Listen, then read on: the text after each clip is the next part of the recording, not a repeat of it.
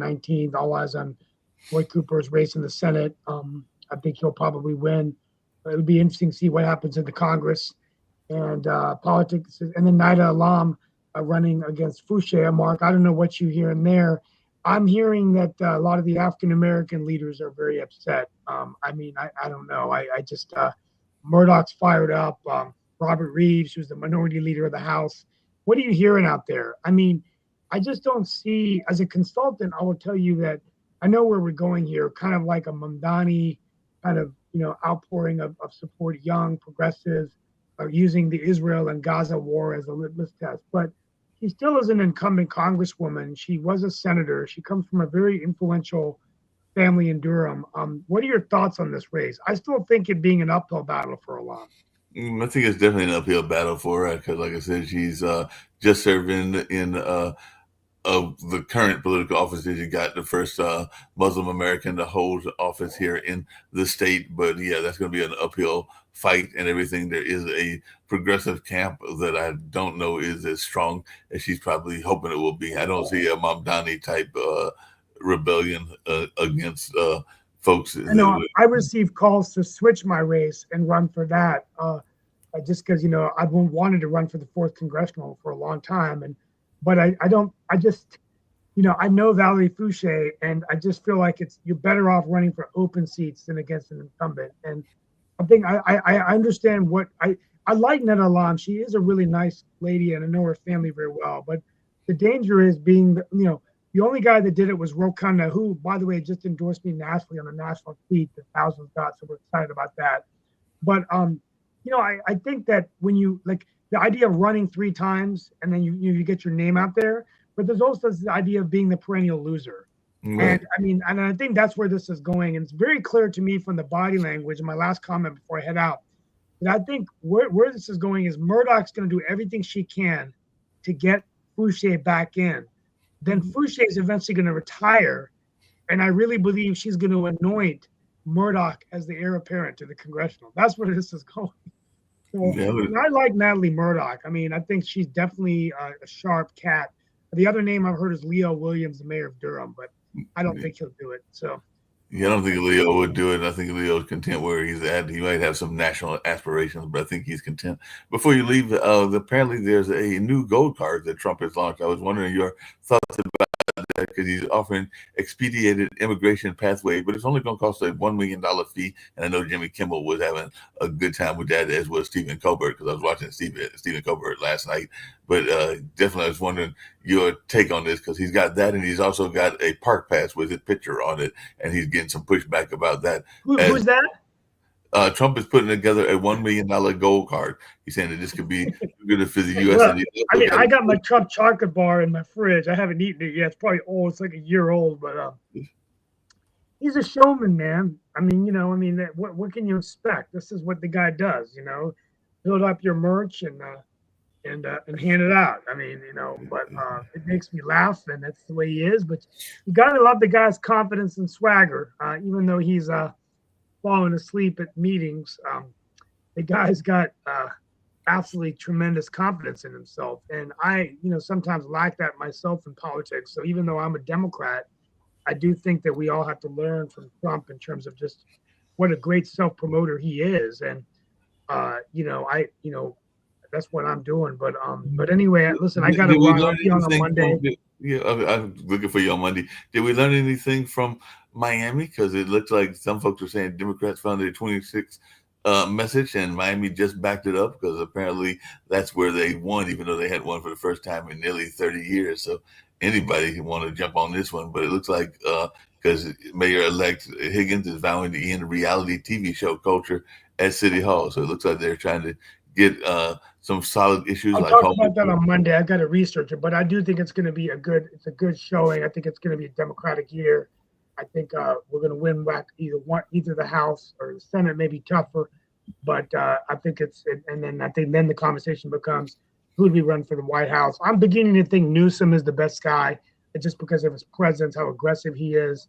But of course, you've got Bashir, you got others, but they've got to really identify a presidential candidate that can take out, that can win back the electoral map. And so I think that's going to be this conversation. I'm sorry, I didn't get to hear you totally, but I got to run. I'll be back on Monday, guys. All right. Did Toby, your thoughts on some of these news stories and everything, including Nidhi Halam running, as well as apparently Trump is demanding social media handles and everything from travelers if they're going overseas and everything like that. So what's your take on all this stuff? I think Fushi's hurt by what happened in Charlotte. Because remember the Charlotte Mecklenburg House Congresswoman who switched and now is wanting to run again. I forgot her name, and I was trying to remember her name, but she was one of the ones that went, that pushed for the immigration thing. She was a black congresswoman there, and people are gonna. There's such a youth push right now. We're taking things from different areas, or people are taking things from different areas, and saying, okay, well, there needs to be a change because this person did it. So I think Nita has a good backing. I don't think she'll beat Fushi, but I think Fushi, will take a hit because of what happened to the individual in Charlotte. In terms of the gold card, that's trash. And no one, I think, one thing Steve said about bolstering the worldview, I guess, because of how of what's going on with Maduro. Mm-hmm. Nobody backs Maduro. Nobody wanted Maduro. What Maduro did was antithetical to any democratic process. He did honestly what Trump tried to do in January 6th. But the way that Trump is going about it is a major problem because of the fact that his claims of this is all about drugs. It's not about drugs when you release the Honduran president, the former Honduran president, who was one of the biggest drug dealers on the planet. So it's not about drugs. Bombing boats and just murdering people off the coast. That's not how you do it. That's why countries have backed away from trading intelligence. They've already stated that they backed away from trading intelligence due to that. So his actions and how he's going about things, and then begging for people to praise him, that's not how you go about it. And that's weakening our stance on a global scale. So, I mean, we can all agree that Maduro is bad. We can all start from that plateau. But how you go about dealing with that situation is where the big difference is, and what Trump is doing by lying, creating false narratives, doing the whole blood for oil narrative. Because you talked about the Daily Show. Well, actually, he's talking about Stephen Colbert, but the Daily Show actually did a whole chop up of talking about how they're using the same exact language that got us into the Iraq war with the blood for oil mantra. There's weapons of mass destruction. How many times do we hear that, oh, these drugs are weapons of mass destruction because they kill so many people in the U.S.? It's not an imminent threat when they're taking a little pontoon boat off the coast of Venezuela that's not going to reach the U.S. It's just not possible. Then on top of that, the amount of drugs that they keep claiming are in these boats, they have not shown anything to prove that, one, these are drug dealers, and two, that there were drugs on the boats. All they've done is just bomb things saying, hey, look, we blew these people up. Sure, they had a study. I think it was someone pointed out that the Coast Guard has literally intercepted boats. Has intercepted, what was it, about 400 some odd boats or 200 some odd boats? What was it? 25% of those boats did not have anything, but they've intercepted them. None of those boats they went and bombed and blew up and killed the people on. So we can actually do this. We can actually catch people off the coast without killing them or bombing them or blowing things up. This is just all for show. The Coast Guard should do their job and stop these boats and intercept them, and we should give them due process. That is what the law says. But what we're doing is really just harming our stance in the world, and we're just becoming mercenaries for hire. Matter of fact, the boat that they intercepted and the oil tanker, which is a natural process from, evidently there's There's the black market of oil where oil tankers run that are it's a black market around the oil, and oil tankers have been intercepted before, but now we're in Trump is starting a proxy war between Venezuela over drugs and now intercepting oil tankers off the coast. Now Russia actually wants that oil tanker released, because I don't know if you talked about that, Mark, is that hit one of the Russian counselors or the Russian government, somebody in the Russian government was saying that oil needs to be released. That oil needs to come back here or wherever it was going. But Russia was upset about the oil tanker. So now what are we going to do? Now we're going to have a war with Russia over these oil tankers that he's doing in the middle of a war with Venezuela because he's claiming that fentanyl is coming from Venezuela, which it doesn't. It's what he's doing is wrong. Well, speaking of things that are wrong and everything along those lines, I see Nick joined us as well. Charlie Kirk's widow and the trial for Charlie Kirk's killer is going on and everything like that. But Erica Kirk has had an interesting thing. She's got a town hall. I think it's going to air, I want to say on CBS this weekend and everything, but she's sharing a call to action for parents to stop political violence. So what is your thoughts around this? Apparently, Erica Kirk, who is the heir apparent of TPUSA, is saying that parents have to look in the mirror after political violence, and she's urging parents to do that as she's seeing political violence rise. So apparently she's saying that we need to do a better job of looking at political violence, and I guess she's saying on either side and everything like that. But what's y'all's take on Erica Kirk making these statements? What do you think? What does she think she's going to say? I mean, come on, Mark. She needs to keep her name out there in the general public. So this is one way that she can do it, is to say, hey, we shouldn't have political violence. Well, and your point is? I mean, until they address Trump, they're not going to do anything. Saying is just speaking it into the wind. You know, I mean, the thing is, it's like saying, hey, we shouldn't have violence in the world. Good. You know, it's not going to make a difference. I mean, seriously, do we have something better to discuss? Hey, I know what we can discuss. We can discuss Seattle, which is causing a lot of trouble by having their pride parade or whatever it is right in the middle of the World Cup. Yeah, we discussed that yesterday and everything like that. I don't know that you've got anything new to bring into the discussion. Well, there's nothing new except Iran and Egypt filed a protest, and for some reason that crazy city continually pushes their agenda as opposed to, just having a World Cup. Wouldn't that be nice? And not having a political World Cup, Mr. Seattle? And I used to live there, and it is very definitely a very liberal city, and I understand that, but they have absolutely no business putting politics in the middle of the World Cup. It's not politics. So Seattle needs to grow up, and the thing is, apparently they have not figured that out. It's not politics. I figured do you have a problem with churches putting up because it's during Pride Week? Do you have a problem with churches putting up pride flags during Pride Week, because it's a celebration of Pride Week, and a number of churches of all sorts, of both conservative. We're not talking about churches. We're talking about Seattle.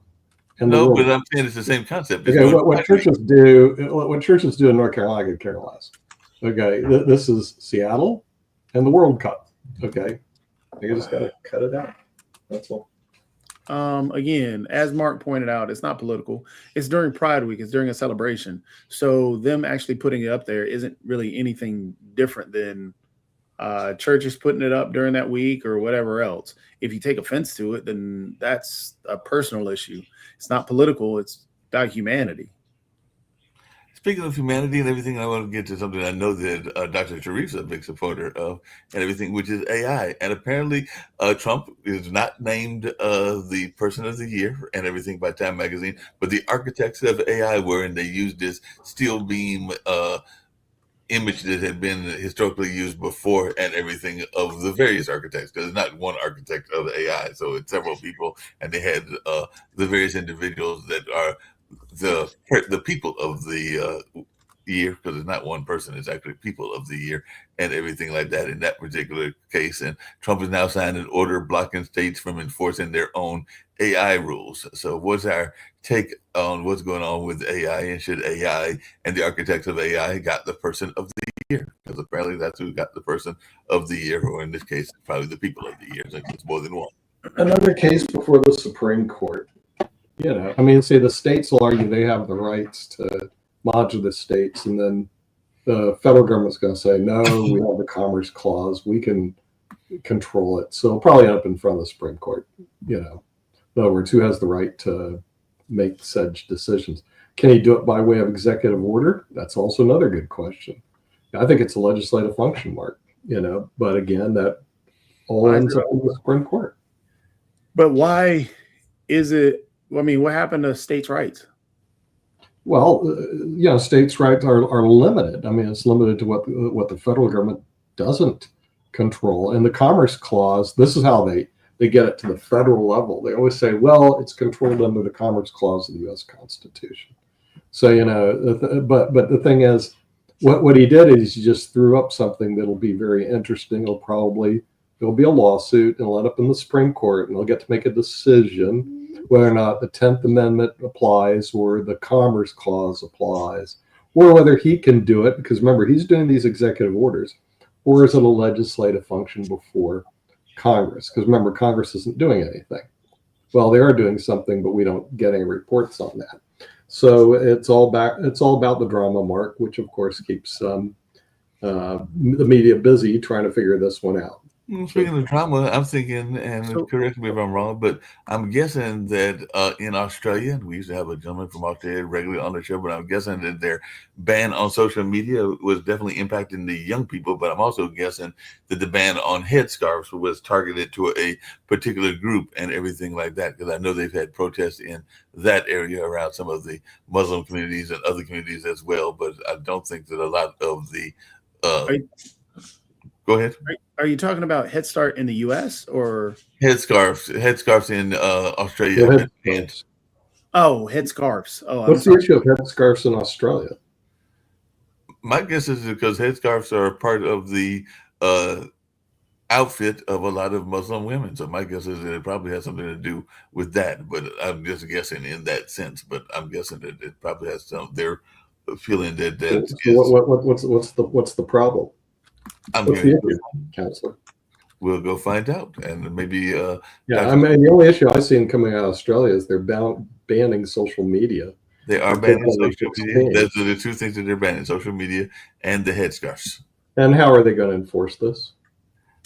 Well, already Reddit, and Reddit's founder is related to one of the husband of one of the Williams sisters, is already sued and is suing Australia about this ban. So we've already got a ban going on in this sense. And it was the headscarves were for schools for those under 14. So like pre-teenagers is what they're banning and everything along those lines. So they're banning headscarves for people under 14 in Australia. Right. And they're banning the social media. And they're banning social media in Australia. In Australia. Okay. And why is this such a big? I mean, why are they doing all this? Why do they like to create problems? Oh, it's Austria. I'm sorry, it was Austria, not Australia. Oh, in Austria, same. Ask and answered, same question. Austria is part of the EU.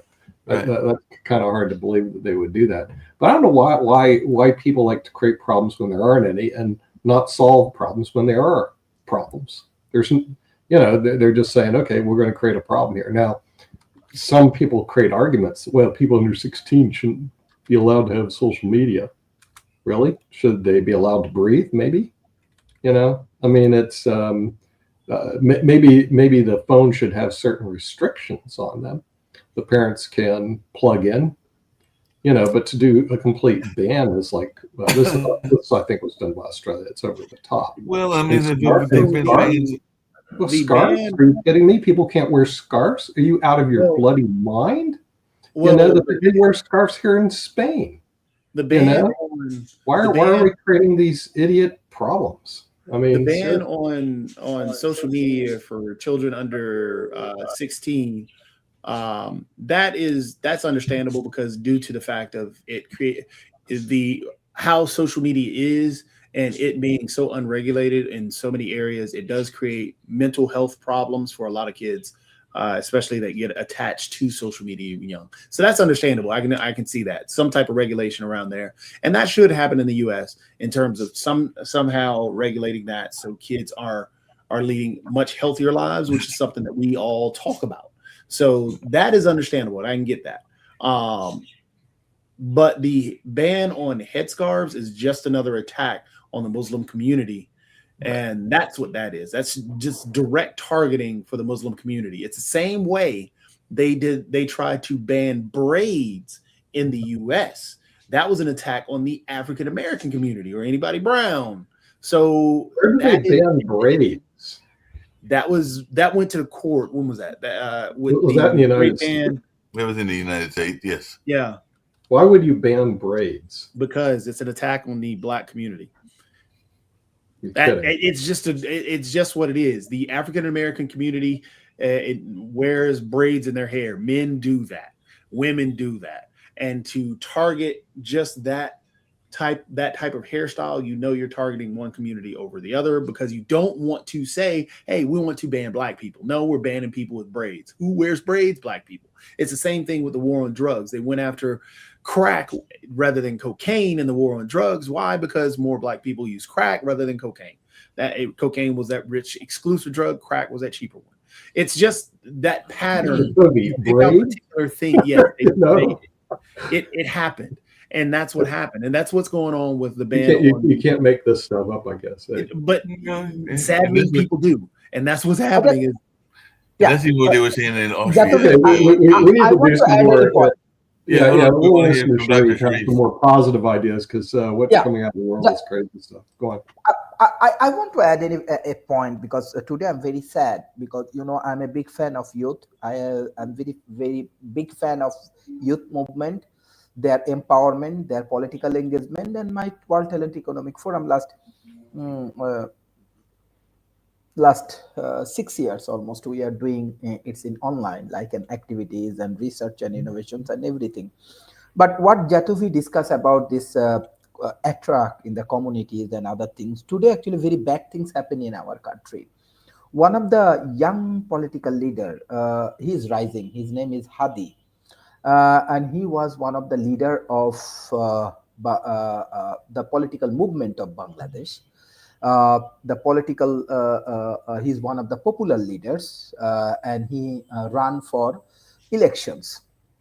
And I believe that this kind of attract and these things happening everywhere. And today, actually, someone trying to kill him. Right now, he is in coma.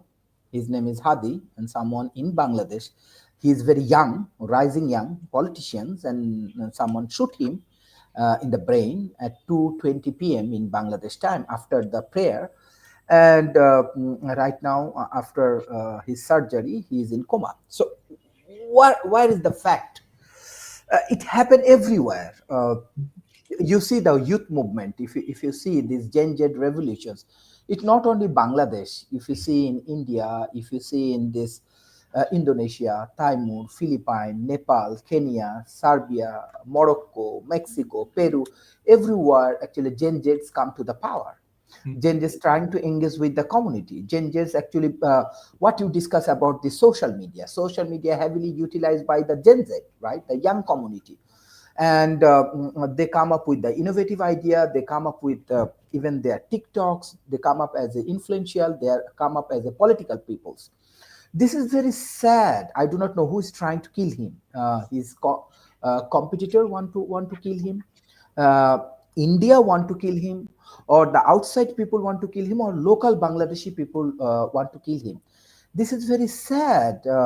When the young people, they have their right to engage with politics. They have their right to make their society in a better place.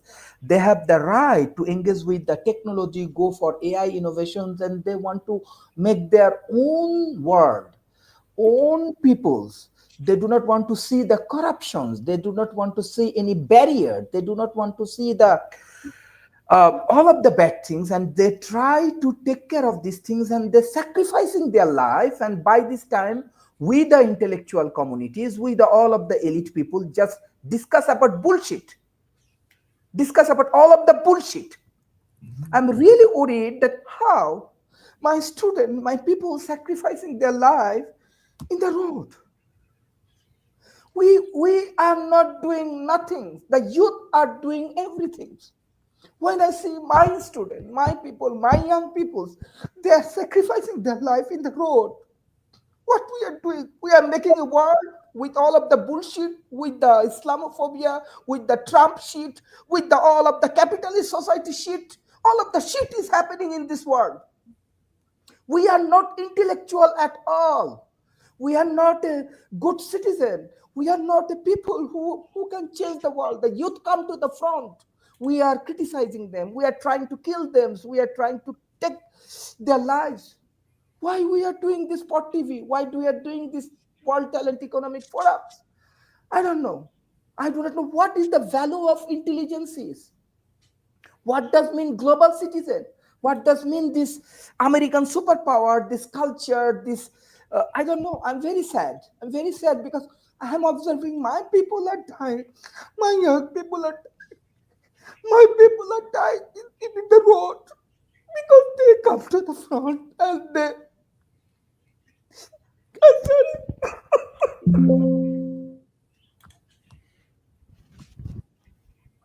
They just kill our people, my young generations.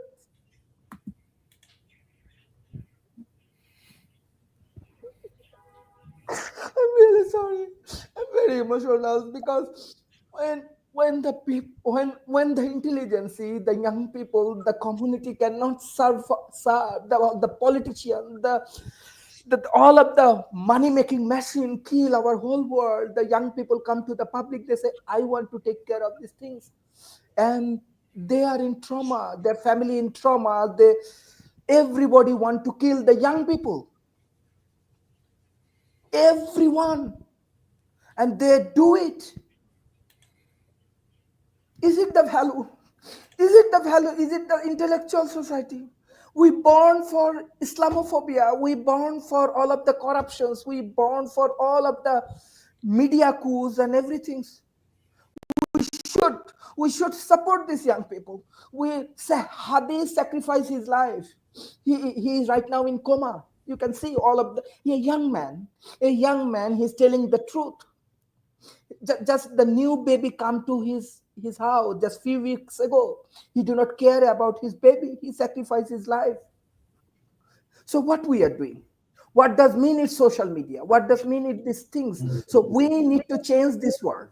We need to change this political system. We need to change these corporations. This is my appeal to all of my friends. Hadi is sacrificing his life in Bangladesh. It's not mean in Bangladesh, in Dhaka. It's around the world. So we need to change this world. We need to change this system. We need to support these young communities because they are not alone. I'm sorry because I'm very much emotional today because I'm seeing my people are dying. My students are dying and they are killing by all of the corrupted people. I'm sorry. I'm very sorry about that. No Don't problem. apologize. Please don't problem. apologize. What you said is very powerful, and it is where we should be. Everything you said is where we should be. Yeah, you shouldn't have to apologize at all because it is definitely something that we need to have more sympathy and even empathy for those that are going through these kind of difficult times and everything like that. That's actually one of the things that's, and you're right, there's so many young people that are being killed and murdered over a lot of times over nonsense and over things along those lines and everything like that, or for standing up for their convictions as well. Because definitely a lot of people are very much standing up for their convictions. We just saw an article, and I mentioned earlier, where the government, I believe it was of Bulgaria, was overturned because of the Gen Z revolution. So yeah, Gen Z is definitely frustrated by a lot of what they're seeing in the world, and they want to see a different and more just world, in my mind, and everything. At least that's the impression I'm getting, and all along those lines from talking to some young people. I don't have any young people directly in my line, except for my nephews and all along those lines. But I know a lot of people are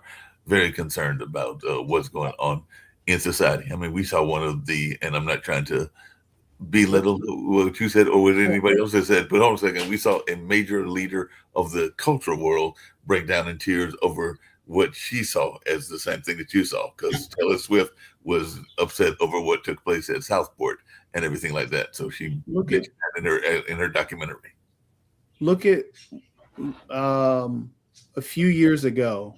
Well, the what was it? When people had jumped on Twitter in Egypt and in the Middle East area, how that uprising took place. That was a youth movement.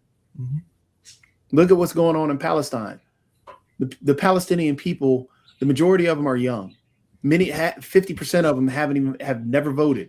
And when we keep trying to condemn them and say that they are so evil, it is the same thing Dr. Sharif is talking about. All these things, that youth movement in Palestine wanted to change and get away from Hamas. They wanted something new.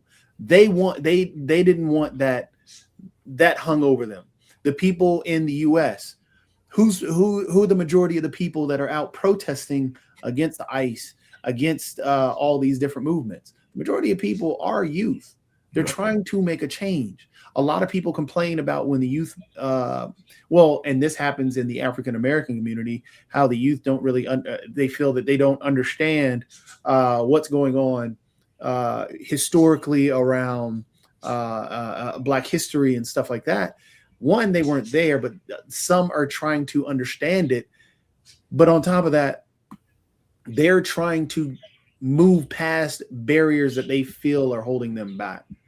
So these people are being attacked, and they are regularly being attacked instead of being listened to and being promoted, as Dr. Sharif points out. Because the gentleman that you're talking about, Dr. Sharif, should not be in a coma. He should be celebrated. And that's what a lot of these youth, and this is why when we're on this channel, and I keep trying my best to tell you guys, you're speaking from an old perspective, trying to tell people in the youth, oh, well, you can only do this. No, we should be promoting the youth that say that they can do anything and everything that they want to be able to do. Whatever experiments that they want to try, let's try and utilize their mind. They're in a different reality than we grew up in. The world is completely different now. The hurdles that they have to deal with, the challenges that they have to deal with. We should be finding ways to say, okay, these are opportunities that you can have. Let's figure out ways to get to those opportunities and make your dream what it is, because you have an idea about something new in the world that I'd never even thought of. So why don't we talk about, why don't we promote those? And honestly, on my side, and I'm at fault of this because I fall into the Trump issue, because I see him as a major hurdle, and I will push back tooth and nail against that major hurdle that harms a lot of the youth. And that is my problem with that, because of his division of people, because of his lies around people. And, in Austria, and you brought up the attacks on the Muslim community. That should not be there. Right. But that's what Trump pushes.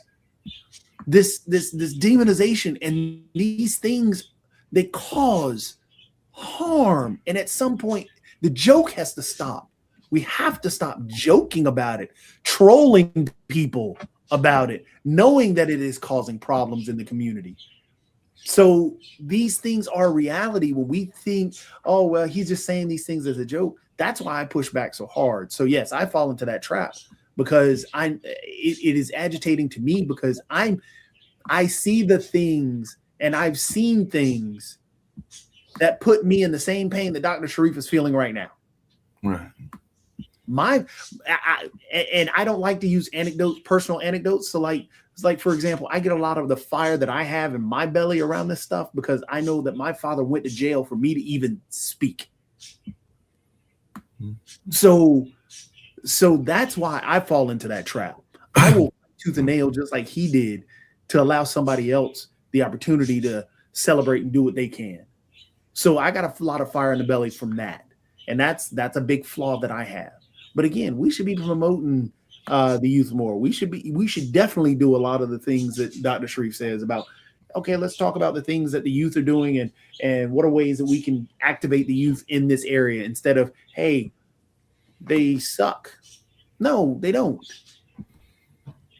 I mean, we've even seen that on local politics, to your point, Jato, because sometimes people are in the older leadership, and they're in leadership in the, I'd say 50 to 80 or even sometimes 90 crowd and everything like that. And they push back against youth leadership when youth leadership comes out and everything like that. And I've seen that in some of the PACs, and I've seen that in some of the other things. So we should be encouraging them to do their involvement in the political framework, whether it's with unions, whether it's with the Fight for 15, which is definitely a youth-based movement, or whether it's a number of other things. With the Fight for 15 is to get $15 an hour for fast food workers and other. And actually 15 probably isn't going to be enough in this day and time. It probably should be Fight for 25, to be perfectly honest, and everything like that. But yeah, that's definitely youth risen and a youth movement. And even we saw that one of the people in the immigration fight, because that was a youth movement and still is a youth movement, like you said, Jadovi,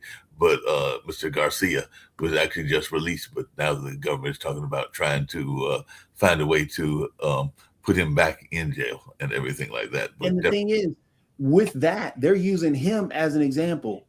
Mm-hmm. Example of what? Example of demonize more Hispanic individuals, which you already said that you really can't stand. Example to demonize people from S-hole countries and only want to bring in white people because they come from nice countries. That is the problem, and that's why it gets me upset. Is that we should not be doing that. We should not be doing that at all. We should be able to be honest and say that's wrong. But no, we get into the debates of, I think it was a few days ago when we got into the discussion of, well, did he really say this individual from Somalia? It doesn't matter. He's demonizing all Somalians. Right. And then if you take a look at it, he's going even further with the demonization of the Muslim individuals, because what is your first thought? Are you thinking about Christianity coming out of Somalia, or are you thinking about Muslim individuals coming out of Somalia? Then if you keep down the whole brown skin path, who do you think Muslims are, white or brown? So it becomes a whole this is all connected. It is all connected. And we just have to realize that, and let's preach peace and positivity and not celebrate and sanitize to justify all the negativity and create more problems. Yeah, I would agree. Now, even Ukraine, which I know we're going to have that show coming up in 14 minutes, is very much youth-led and everything like that. So a lot of that is a youth-led movement in what they're doing to fight against Russia's invasion and everything like that. And I imagine that even in some of the countries in the African continent, because a lot's going on in Africa, and we don't talk enough about that, including the Rwanda-backed M23 offensive against the Congo area and the RSF capturing key Sudanese oil hub and everything that's going on, and even Benin having a coup and everything. But a lot of these are youth-led movements, and we don't spend enough time even paying attention to what's happening in other parts of the world, because apparently there was a fouled Benin coup that and that leader sought refuge in Togo and everything. But we got to pay attention to what's going on in the world. There are multiple continents, and sometimes we become a little bit, and that's where I get frustrated sometimes, even on this network, a little bit too Eurocentric and everything like that. So we have to see what's going on in other parts of the world, including Asia, where Dr. Sharif is, and including the African continent. I'm still trying to get in touch with Brother Mike and others from the African continent, so we can even have some shows from that area, because we ignore entire major parts of the world, even here on Pod TV. Yeah, thank you. I'm sorry today. I'm very emotional because of No problem. I'm observing my peoples are dying and they're trying to killing the youth communities, and he's right now in coma. Yeah. One thing, like those who want to stop this youth, the technological improvement, this open society, this democracy, and all of the freedom of speech. Remember, you can kill one people. Let's say you can kill Hadi. Maybe you are watching what I'm discussing today shows. But you cannot kill the ideology, the philosophy, what the youth are bringing in the society. Youth bring in the society, they want freedom of speech. They do not want corruptions. They want economical empowerment. They want a new society. They want the better society. You cannot kill the ideology. You cannot kill the philosophy. If you kill one Hadi, millions of Hadi will come and they will protect it. If you kill 2,000 young people, millions of young people will come and they will protect their motherland. They will protect their city. They will protect their home. So maybe the killer, you are observing my shows, because I also sharing these things in Bangladesh, and we are heavily promoting this Pot TV in Bangladesh and in South Asia. So you cannot kill the mindset, the philosophy, what the youth people has, what the young generation has, how they connect through this technology, how they connect with their innovations. So I request all of my friends, be united for better world. Be united for the safety and security. Be united for the new world. Because youth are sacrificing their maximum. They have their lives. They're sacrificing their life for the better world. So what is the logic? Where is the honesty and sincerity and philosophy? So I believe that, I'm sorry again that I become very emotional, because I cannot, I cannot stop myself when I see again and again and again youth are sacrificing life because of the corrupted people, the corrupted politician, the corrupted businessman. We should stop them. So that is my visions, and until or unless we can fix these corruptions, we will continue this movement. We will fix this this dishonesty, and we can solve all the emerging economic problem. We will continue these things. You cannot stop this youth movement. You cannot stop this Gen Z. So that is my views, and that is my philosophy also. And you should be ashamed of what you're saying. Real quick though, real quick. Dr. Sharif, a person you should look up is Fred Hampton. Look into who he was, what he said, because one thing that you just said was exactly what Fred Hampton said. Because what his movement was, I mean, his movement was a little similar than what you're talking about. But what he always said was, you can kill the revolutionary, but you can never kill the revolution. So I suggest looking to Fred Hampton and his movement, because what you're saying is so true. Everything you said is true. You can, the messenger can go down, but the message is there. The revolution is there. And we just have to be able to understand and work with that, work with the youth, uphold the youth, promote the youth, because those are the leaders. We shouldn't be trying to indoctrinate and all this other stuff. No, you got to promote, you got to celebrate, you got to channel their energy to get the solutions done for the world that we're living in tomorrow. Because today is halfway done. Tomorrow is where the action is. Tomorrow is what needs to be figured out. And along those same lines, definitely look up Fred Hampton. Definitely look up even Stokely Carmichael and the Black Panthers and a number of other folks that were definitely believing that, even Dr. Martin Luther King, that even if when he died and was killed, that the revolution would not stop and everything like that. And he even had some quotes based on that. And you can even look up the Occupy movement, because the Occupy movement believed that there was not one leader, but that there was multiple leaders, because they felt that if you cut off the head, then sometimes people think that you've cut off the revolution. And a lot of people will say that that is not the case. Sometimes, like y'all have both said, you just ignite the revolution, because that's even what I've argued on this show about what's going on in Palestine and Gaza. If you keep killing folks in those areas, then you're probably making more revolutionaries, not less revolutionaries, and everything like that. So that is just the case of what goes on when you've got people that are trying to terrorize an entire group of people. So yeah, I definitely agree that that is an important part of the conversation as well. So definitely heart goes out to what Dr. Sharif is going through. He just went off, and I know we got to get ready to get to the Ukrainian show in about 7 minutes or so. But yeah, my heart definitely goes out to him and everything. But yeah, there's a lot of folks, including those that are working with gang violence even here in this area, that are dealing with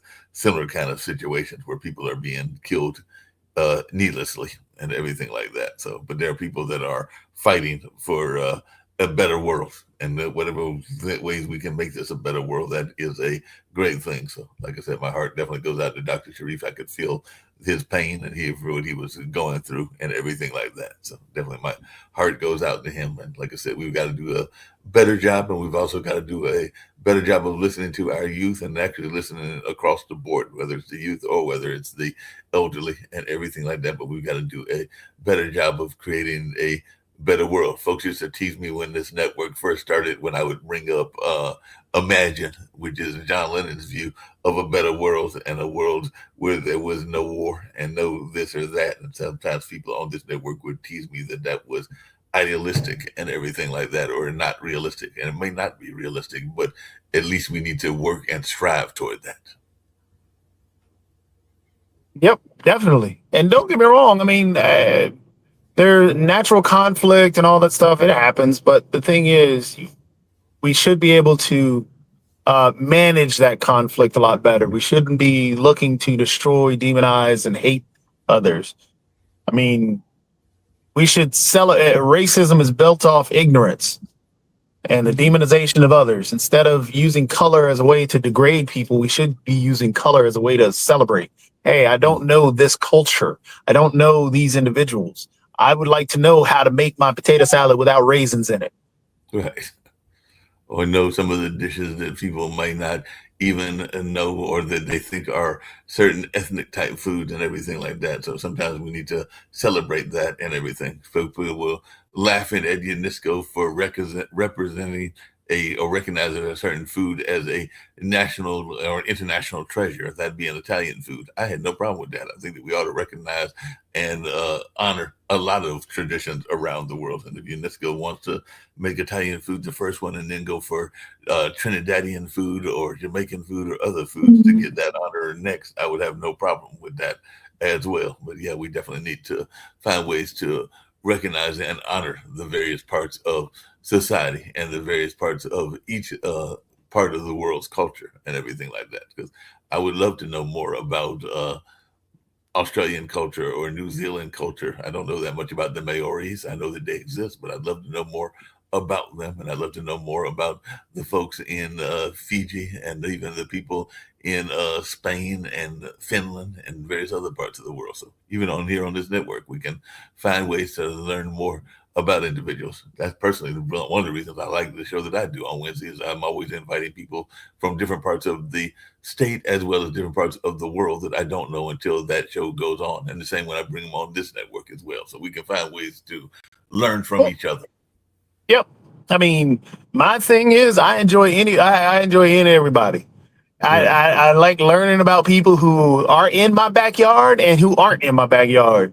Right. So wherever you're from, I enjoy it. I mean, one of my favorite shows, I like watching comedy from everywhere, from the British humor to Doctor Who and right now there's a group, they have their little YouTube channel. I'll watch them. I think they're based out of Australia. They could be out of Sri Lanka. No, not out of Sri Lanka. But yeah, I think they're out of Australia. But I mean, I like learning. I like accents. I like hearing stuff. Right. I just don't like the demonization of others. That's my thing. No, everybody puts their pants on one leg at a time. Nobody jumping in and doing magic flips around it. No, one leg at a time. One leg at a time, and do it that way and everything like that. So definitely that is something going on, and everybody has got their things that they root for and things that they enjoy doing, whether it's cultural things, whether it's sports teams. One person may be a cricket fan, somebody else may be a football fan, but it doesn't mean that one is more right than the other. It's just that they have different styles of sports that they like, or different games that they like, or different hobbies that they like. Just because one person likes a chess or likes the chess game doesn't mean that the person that loves backgammon is wrong and everything like that. So people have their different hobbies that they have as well. So it's just a matter of us learning from each other and celebrating each other's hobbies. That was what I would say. Exactly. We're in the immortal words of Will Ferrell. Everybody love everybody. And from Tropic Thunder. From Tropic Thunder, everybody love everybody. That is what is going on there. But definitely our sympathies go out to the family that Dr. Sharif was talking about and everything like that. So definitely, hopefully he can recover in whatever way he can and everything like that. So definitely we'll see what's going on in that space. Oh, no, Yep. Sasha. Where is Sasha? I see Dr. Jonathan, but I don't see Sasha on the other network. So get ready to get on out of here. This has been a good show and a very powerful show. So I'll catch you later, Jacoby, and we'll see what else is going on in the rest of the shows here on the network. So you have a good one, and I'll catch you on Monday here. If not, I'll catch you somewhere around the city of Durham. So you have a good one. All right, I'll see you, Mark. And it's snowing. Well, flurries. They're flurries. Yeah, a little flurries. Here and there. It's not like a regular flurry. Just here and there, not even a dusting. It's just there's a flurry here and there. All right. Well, we're going to get out of here. We'll see what kind of flurry they got over there.